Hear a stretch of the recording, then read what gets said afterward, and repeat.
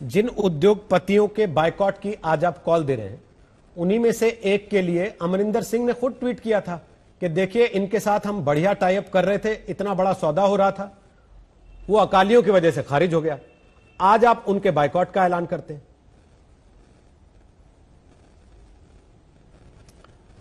सवाल उद्योगपतियों का है ही नहीं।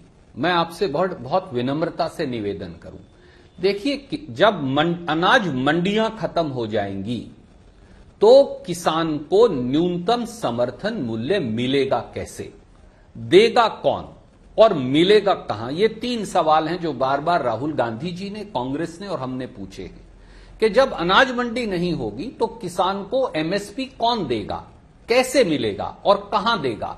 कृषि सेंसस 2015-16 के मुताबिक 15 करोड़ किसान हैं, आज वो 18 करोड़ आंकड़ा पहुंच गया है। क्या 18 करोड़ खेत में जाकर एफसीआई एमएसपी पर फसल खरीद सकती है? वो तो 42,000 अनाज मंडियों में नहीं खरीदती, तो किसान को एमएसपी नहीं मिलेगा। दूसरा, जब फसल खरीदी ही नहीं जाएगी सरकार के द्वारा, तो वो जो 82 करोड़ राशन की दुकान पर 2 रुपए किलो का अनाज लेने वाले लोग हैं, उन्हें वो राशन की दुकान पर अनाज मिलेगा कैसे? और एक तीसरा छोटा सा पहलू है, रोहित सरदाना जी अपनी सब्जी, प्याज, टमाटर इत्यादि लेकर आते हैं, आप नहीं लाते होंगे तो भाभी लाती होंगी। कोई ऐसा किसान बताइए, पंजाब हरियाणा छोड़ दीजिए, पूरे देश में, जिसे 8 रुपया किलो अपने आलू या प्याज का भाव या 10 रुपया किलो मिला हो। आपको तो वो 50 रुपया किलो मिलता है।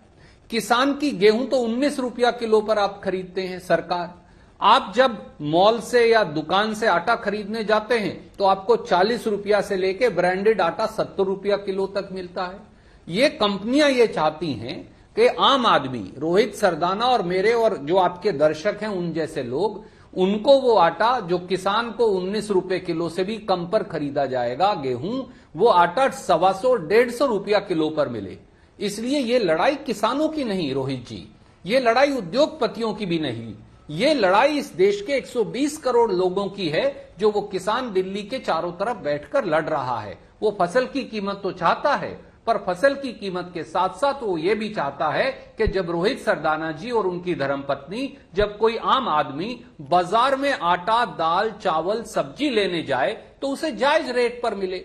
जब ये सारा 25 लाख करोड़ का व्यापार 5 उद्योगपतियों को मिल जाएगा तो फिर वो 125-150 रुपए पे आटा आपको मिलेगा और 80 और 100 रुपए पे आपको आलू और प्याज मिलेगा। ये है लड़ाई इस देश के किसान की, जो इस देश के आम जनमानस की लड़ाई भी है। आपने राहुल गांधी का जिक्र किया, थोड़ी देर पहले उन्होंने ट्वीट किया है जिसमें उन्होंने 11 किसानों की मौत के दावे वाली अखबार की एक क्लिपिंग को ट्विटर पर पोस्ट किया और लिखा कि कृषि कानूनों को हटाने के लिए हमारे किसान भाइयों को और कितनी आहुति देनी पड़ेगी।